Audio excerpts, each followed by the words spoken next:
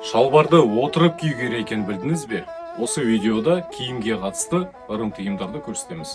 Киімді оң қолдан бастап киеді, сол қолдан бастап шешеді. Оң қолдан бастап кию жақсы ырым саналады. Киімді желбеге жамылмайды, өйткені қолы жоқ адам ғана желбеге жамылып жүреді. Тозбаған киімді тастауға болмайды. Қазақ халқында тозбаған киімді тастау жаман ырым. Егер адам оны кигісі келмесе, біреуге сыйлау керек. Кір киімді киюге болмайды. Киімді әрқашан таза және ұқыпты ұстаған жөн.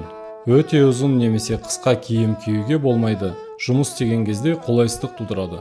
Киімді сілкіп киген жөн, өйткені киімге жабысқан улы жәндіктер болса ұшып түседі. Қыздарға ер балан киім киюге болмайды, жаман ырым болып саналады.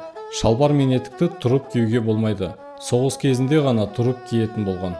Киімнің жағасын басуға болмайды, жаман ырым саналады. Жастық орнына шалбарды жастанбайды. Шалбарды жастану настықтың белгісі болып саналады. Бас киімді тебуге, лақтыруға, теріс киюге болмайды. Жақсылықтың бәрі адам маңдайына жазылады. Сондықтан да бас киімнің орны ерекше. Бас киімді әрқашан таза, ұқыпты ұстап, босағаға емес, төрге ілу керек. Аяқ киімді төңкеруге, теріс киюге болмайды. Үйтсе, адамның жолы болмайды, жаманшылыққа ұшырайды. Қыз басына ақ, қара орамал тартпайды. Ақ жаулықтың қара қайғының белгісі болып саналады.